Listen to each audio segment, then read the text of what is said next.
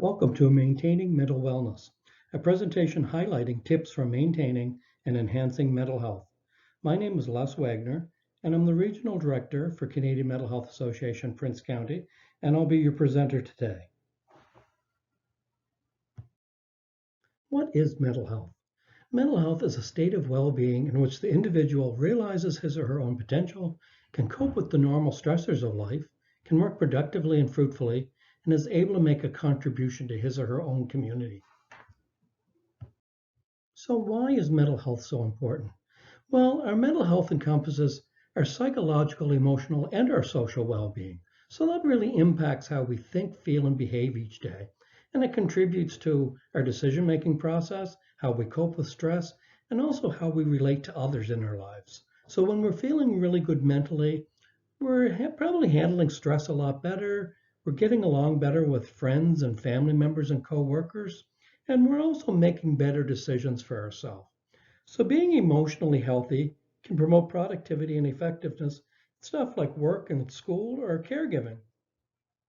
It plays an important part in the health of our relationships, and it really allows us to adapt to changes in our life and cope with adversity. Who struggles with their mental health? Well, research shows us in Canada that each year, 1 in 3 Canadians will experience problems with their mental health, 1 in 5 serious enough for which they need professional help. By age 40, about 50% of the population, that's half of the population of Canada, will have or have had a mental illness. So it's much more than a statistic. It's someone you know. It could be yourself or a friend or a family member or a coworker, but we're all impacted by mental health problems and mental illness. Maintaining a mental health balance is really important in our life. And when we're in balance, typically we're feeling in control, we feel confident, resilient, and involved. And that's where we want to be. But we all know we can get pushed out of balance. And from time to time, sometimes it's internal things, the way we think about things and our thought processes that can push us out of balance. Or other times, maybe external things happen to us. Something in our environment happens, and maybe the death of a loved one or the loss of a job or divorce can push us out of balance. And we know when we're getting out of balance. We can typically feel that and we do something to adjust and to get back into balance. But we also realize that sometimes we get pushed out of balance, or maybe there's so many things pushing us out of balance that it really becomes difficult to regain that balance. And that's where we can start to see the development of mental health problems.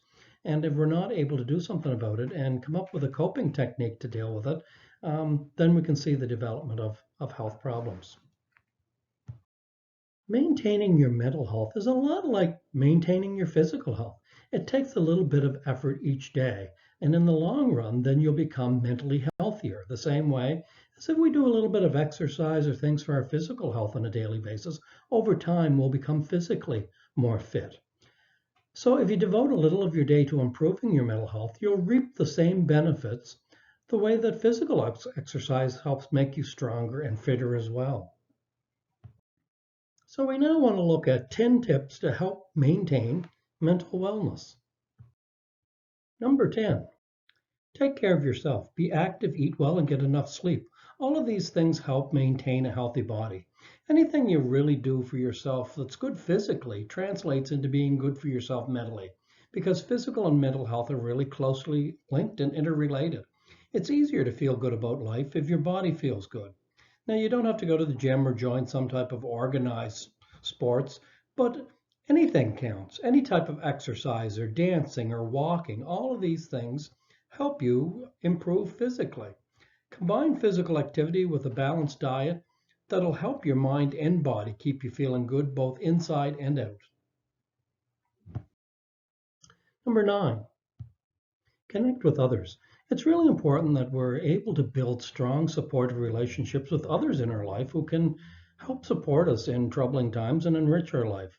The quality of our personal relationships has a huge impact on our well-being, and putting time and effort into building those strong relationships can certainly bring great rewards. Number 8, contribute to your community. Volunteer your time for a cause or an issue that you care about. help out a neighbor, work in a community garden, or do something nice for a friend. There are many different ways to contribute that can help you feel good about yourself and your place in the world. So, an effort to improve the life of others is sure to improve your life too. It's really impossible to help someone else without also helping ourselves. Number 7, challenge yourself. Lifelong learning is really important. So, learn a new skill or take on a challenge to meet a goal. You could take on something different at work, commit to a fitness goal, or learn to cook a new recipe, but anything. Learning improves our mental fitness and it helps us build skills and gives us confidence and also gives you a sense of progress and achievement, which is really good for your mental health. Number 6, participate and share interests. Join a club or a group of people who share common interests with you. Being part of a group of people with a common interest provides you with a real sense of belonging, and therefore it's good for your mental health. It could be a sports club, a band, an exercise group, a theater, a dance class, a choir group, a car club. Any of those things give us a sense of belonging and really is good for our mental health. Number 5, practice self-compassion. Self-compassion entails being warm and understanding toward ourselves when we are suffering, failing, or feeling inadequate, rather than ignoring our pain or flagellating ourselves with self-criticism.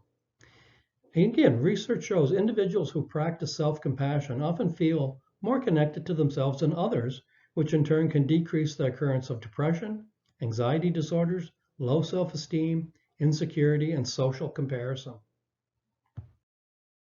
So why is self-compassion so important? Well, when dealing with challenging times, self-compassion can allow us to treat ourselves with kindness rather than judgment and self-criticism. Self-compassion also helps to build resilience and skills that are useful when dealing with stressful situations. We really need to treat ourselves as we would treat a friend. Let ourselves make mistakes. Give yourself permission to be human once in a while is one way to accept your flaws and remind yourself that you're not alone in being imperfect. Be understanding and empathetic towards yourself, just as you would be to a friend. Let go of the need for outside validation. Research suggests that a lot of our negative thinking comes from how we think others perceive us. Become more self-aware. We really need to be able to reframe what that inner critic and all of us says to us into a more positive light. And we need to be able to look at negatives in a more realistic light. We also need to become more accepting of who we are and not to overinflate our perceived shortcomings into a definition of who we are. Number 4, practice mindfulness. Mindfulness is the basic human ability to be fully present, aware of where we are and what we're doing, and not being overly reactive or overwhelmed by what's going on around us. It's about grounding us. Mindfulness is a quality that every human being already possesses. It's not something you have to conjure up, it's just we have to learn how to access it. Mindfulness is a type of meditation in which you focus on being intensely aware of what you're sensing and feeling in the moment without interpretation or judgment. Practicing the mindfulness involves breathing methods, guided imagery, and other practices to relax the body and mind and help reduce stress. Meditation has been studied in many clinical trials. The overall evidence supports the effectiveness of meditation for various conditions, including stress, anxiety, pain, depression, insomnia, and high blood pressure. Preliminary research also indicates that meditation can also help people with asthma and fibromyalgia. Meditation has also been shown to improve attention, decrease job burnout, improve sleep, and improve diabetes control. Number 3, deal with stress. Be aware of what triggers your stress and how you react to it. Sometimes we'll put ourselves into stressful situations over and over again, but that in itself allows us to try something different the next time. Do something differently. Try and deal with the stressor in a different way. And that's how we learn coping skills. Stress is a part of life and it affects people in different ways. It only becomes a problem when it makes you feel really uncomfortable or distressed. But make sure you have lots of good techniques to de-stress, whether it's watching Netflix, Watching a movie, playing video games, taking a bath, going for a walk, any of those things are really effective in helping us deal with stress. What is stress? It's our body's response to life events and daily hassles. Some stress can be positive. If you think about it, if you like working under pressure or tight deadlines, that stress factor can help you perform better. Or team sports, when you're down a couple goals nearing the end of a game, it can help you perform better. So an event happens, we have our response to it, and we equal the outcome. If we have really good coping skills, then the response will probably be less stressful than if we have poorer coping skills. But we really want to note that unresolved chronic stress can lead to many problems, including anxiety and depression. Life's challenges and events can cause anxiety and stress. And usually we think of stress as being around negative events, but we get just as much stress from positive events. If you think about it, buying a new home, starting a new job, starting a family, all those things are really positive things, but they can be some of the most stressful things that we can go through. Some other stressful events that can cause anxiety and stress are any major life changes or losses, work or school problems, relationship difficulties, financial problems, trauma, abuse or drug use, prolonged stress, or family problems. And it's not like we only get one of these at a time. Sometimes life will throw more than one of these our way at a time, or they can have an effect of snowballing. You may lose your job. That's really stressful. But then that can evolve into having other financial problems. Sometimes can evolve into having relationship difficulties as you're fighting over money. So these things can actually snowball and make it even worse. Dealing with stress, one of the first things we need to be able to do is recognize our symptoms. Because if we're not realizing that we're dealing with a lot of stress, it's really difficult to do anything about it. Another thing we have to do is keep things in perspective. That's really important because a lot of times stress is an overreaction to things. Time management. If we have really good time management skills, it's easier to deal with stress or even experience less stress than if we don't. Because if we feel we're going to be late for something, for a meeting, for an interview, for an appointment, it can be really stressful. But if we build in a time buffer so we don't have that worry, we can actually enjoy the moment a lot more than otherwise. We also want to be able to watch our diet, get enough rest and sleep, practice relaxation techniques, and exercise. Those things, again, are all good for our body that have the effect of improving our mental health as well. Take one thing at a time. A lot of times we're stressed out because we're trying to juggle doing 5 or 6 or even 10 things at a time and not doing any of them particularly well. So again, you have to be able to prioritize and focus sometimes on, okay, I'm only going to do these 2 things right now. Having others to talk to is helpful for dealing with stress, having that support system around you. It's also important that you make sure you have time for doing things for yourself and for doing things for others, that volunteering. And lastly, laugh and have some fun because it's really important that we experience some laughter each day to help with our mental health. Number 2, remember self-care. Now, self-care is any activity that we deliberately do in order to take care of our mental, emotional, spiritual, and physical health. There's 4 areas of self-care. There's physical care, emotional care, spiritual care, and mental care. And I'm just going to briefly go over some examples of what you could do in each of those different 4 areas for self-care. Physical care. Be kind and loving to your body and appreciate your body. Eat nourishing foods that make you feel healthy and energized. Get enough sleep and drink plenty of water to stay hydrated. And exercise to replenish your energy and to help also manage stress. Emotional care. Have a heart-to-heart with a close friend or a mentor. Ditch that self-criticism, judgmental thinking about our actions and thoughts. Seek out support from a therapist, coach, social worker, peer, or counselor. Write down your thoughts or feelings, or go on a fun date with a partner or a friend. Spiritual care. Take time to be by yourself to think or write. Take a walk in the park or out in nature. Meditate, pray, or just reflect on what you're grateful for can be really helpful. Do something creative.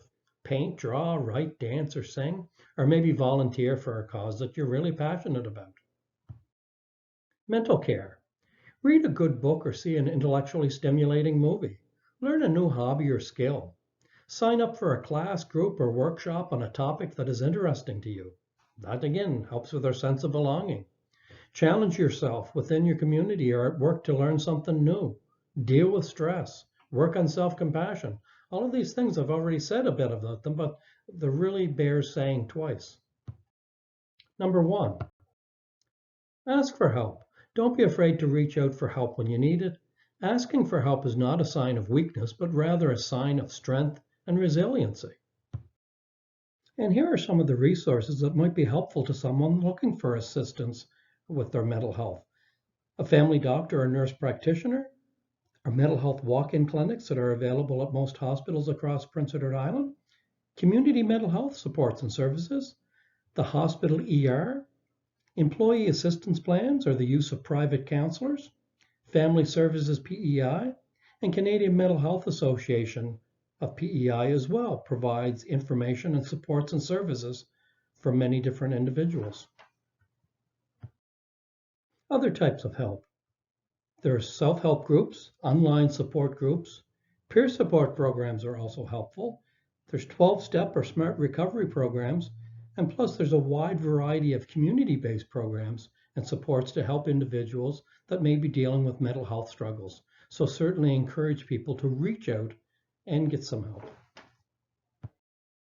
For more information about Canadian Mental Health Association programs and supports, go to pei.cmha.ca. Thank you.